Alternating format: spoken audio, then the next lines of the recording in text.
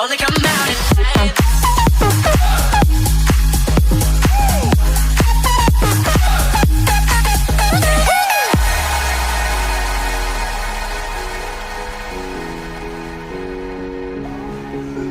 Halo teman-teman, jumpa lagi dengan saya Sugi Bambang ya. Di video kali ini memenuhi requestan daripada saudara saya teman-teman, yaitu tips memilih bela diri terbaik dan juga nanti ada guru terbaik, memilihnya bagaimana teman-teman.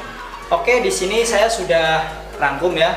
Untuk yang pertama ada boxing, kickboxing, kemudian 3 muay thai, silat, karate, taekwondo, gulat, jujutsu atau nama sekarangnya adalah judo, kemudian Brazilian Jiu-Jitsu, dan yang terakhir MMA teman-teman.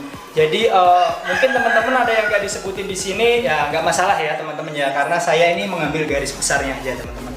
Oke, yang pertama adalah boxing teman-teman.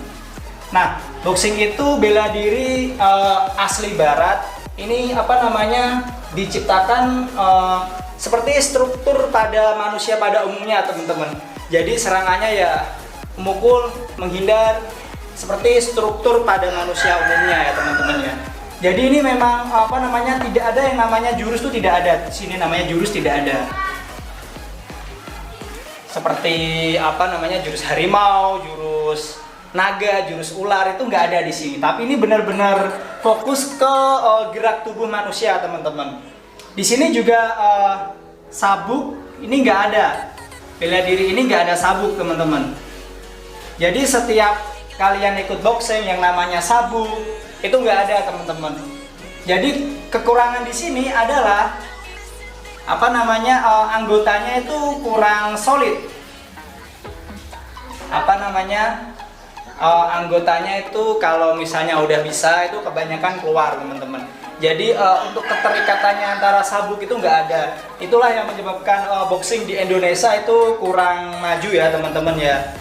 Kalau untuk di desa-desa itu lebih ke silat, lebih ke taekwondo, lebih ke karate. Padahal ini basic untuk pertarungan langsungnya ini sangat luar biasa. Real fight. Ini sangat luar biasa sekali kalau untuk boxing ini teman-teman.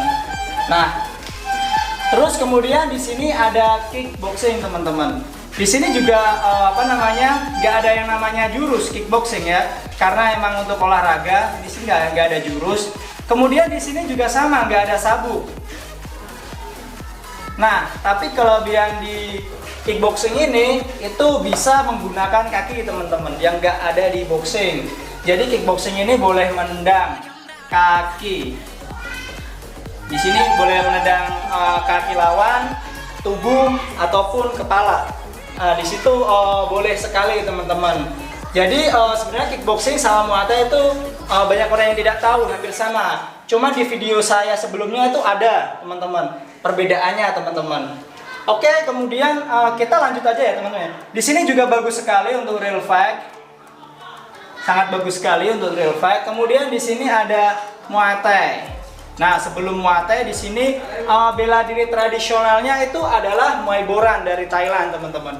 Dikembangkan lagi, dan muay thai ini fokusnya ke olahraga teman-teman. Olahraga. Jadi ini di pertandingan, semuanya juga dipertandingkan ya. Cuman ini nggak ada bela diri praktisnya. 3 ini tuh nggak ada yang namanya bela diri praktis. Misalnya kalau kayak dikunci kita harus ngebanting, harus gimana, karena ini mengandalkan real fight. Jadi benar-benar gerakan murni untuk manusia teman-teman.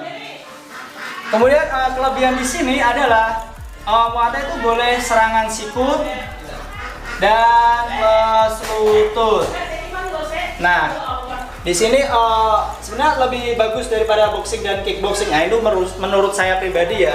Tapi menurut atlet-atlet kan udah beda lagi ya, tergantung bela diri yang diikutin. Kalau latihan boxing ya boxing bagus, menjadikan dia kuat di boxing gitu. Jadi kalau ini kelebihannya dia boleh pakai sikut, boleh pakai lutut.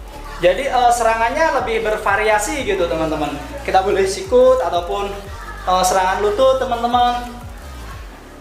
Lalu untuk di muay thai ini itu sebenarnya masih ada pro dan kontra teman-teman.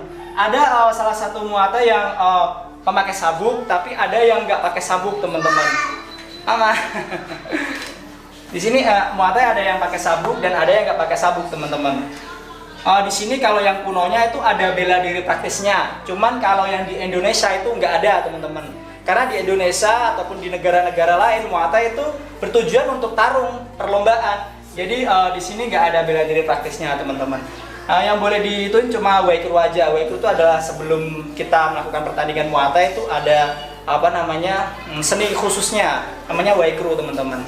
Bisa sih lihat di internet, teman-teman. Oke, di sini juga murni sih sebenarnya sih. Murni. Cuman ini mengadoptasi dari binatang gajah.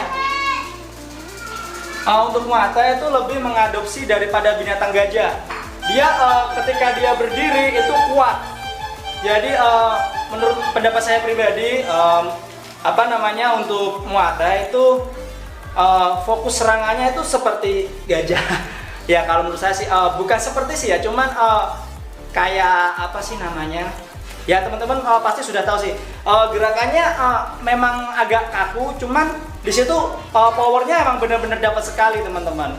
Mungkin gerakannya nggak selincah boxing. Kalau boxing dia kan lincah ya menghindarnya. Tapi kalau di Muay Thai lebih kaku dia, lebih kaku, mendekatinya juga lebih berirama. Kalau boxing lebih gesit ya. Coba lihat sendiri, teman-teman ya. Ini kan pendapat saya pribadi ya, teman-teman ya. Di sini mengadaptasi binatang gajah, di mana gajah ketika berdiri kuat, kemudian kaki gajah yang lebar dan sering gajah. Ya, nah seperti itu, teman. Jadi Muay Thai emang ini bisa digunakan untuk nyerang dan bertahan di sini ya. Tapi di sini kalau sudah jatuh juga bahaya juga, teman-teman. Terus kemudian di sini ada silat, teman-teman. Saya nggak mau menyebutkan silat apa ya, tapi yang ini silat secara umum aja, teman-teman. Jadi IPSI gitu aja, teman-teman. Di sini kelebihannya adalah sabuk. Sabuk. Dimana bela diri yang mempunyai sabuk itu cenderung banyak membernya atau banyak anggotanya. Anggota plus. Banyak banget anggotanya ya, teman-teman ya. Karena saking menghargai senior, di sini kita juga jarang lah untuk meninggalkan bela diri yang bersabuk itu karena sudah ada keterikatan sabuk. Jadi mau nggak mau kita ya ada keterikatan lah. Misal kita nggak berlatih lama, kemudian diajak temen lagi, oh ya kita berlatih lagi gitu. Beda dengan ketiga ini, teman-teman. Yang namanya boxing, kickboxing, Muay Thai itu di sini di Indonesia itu nggak ada yang namanya sabuk, teman-teman. Jadi kalau kita sudah bisa ya bisa aja gitu.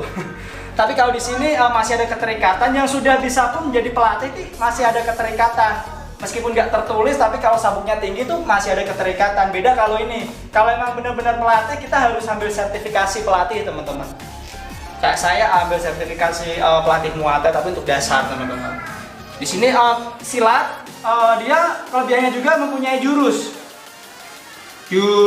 sama gerakan 1 sampai 20 atau gerakan 1 sampai 15. Ya banyak sekali sih yang menganggap antara jurus ini penting nggak penting, teman-teman. Kalau untuk di seni ya penting. Kalau untuk ditarung ya menurut saya sih nggak penting. Banyak orang yang jurusnya bagus tapi ketika tarung jelek. Ada juga orang yang ketika tarung bagus tapi jurusnya jelek. Nah itu tergantung teman-teman sendiri masuknya di kategori seni atau kategori tarung, teman-teman. Seperti itu, teman-teman. Di sini juga ada tarungnya ya. Tarung. Untuk silat, kalau di Jakarta itu ada yang namanya silat bebas. Jadi kita boleh memukul kepala lawan tuh boleh. Tapi kalau di IPSI yang kita ikutnya di KONI itu nggak boleh, teman-teman. Yang namanya memukul kepala itu pelanggaran, teman-teman. Menyikut juga pelanggaran, teman-teman. Tapi kalau di silat bebas ada, coba cari silat bebas Jakarta gitu. Itu ada, teman-teman. Nah, kemudian di sini juga ada karate. Ini kalau dibahas banyak banget, teman-teman, dari karakternya silat yang kuda-kudanya sangat rendah, dan kuda-kuda sangat rendah itu saya lebih cenderung silat memakainya itu lebih cepat melumpuhkan lawan karena dia mengantisipasi serangan dan juga mengambil counter balik supaya lawan tuh segera jatuh gitu. Kalau menurut saya pribadi, sebab itu dia kuda-kudanya rendah karena jangan sampai dia jatuh. Seseorang yang berdiri tegak seperti ini itu lebih mudah jatuh daripada seseorang yang mempunyai kuda-kuda agak panjang. Di sini nggak mudah jatuh, nggak mudah goyang karena cakaran kaki ini lebar. Kalau lebar jarang jatuh ya.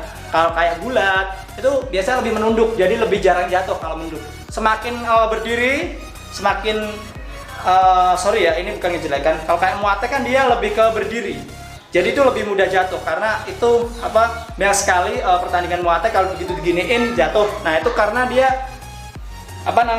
kuda-kudanya emang berdiri banget, dia berdiri banget. Tapi kalau untuk boxing dia agak panjangan dikit teman-teman. Oke, kita lanjut ya biar nggak panjang ya durasinya. Di sini ada karate teman-teman. Di mana karate juga ada sabuk, ada anggotanya banyak juga, jarang keluar. Di sini juga ada jurus. Oh iya, jurus ada. Namanya kalau nggak salah adalah kata teman-teman. Jadi saya juga kurang ngerti teman-teman. Tapi untuk karate di sini pembagiannya ada banyak sekali teman-teman. Ada yang kalau saya dengar sih ada Amura juga. Amura,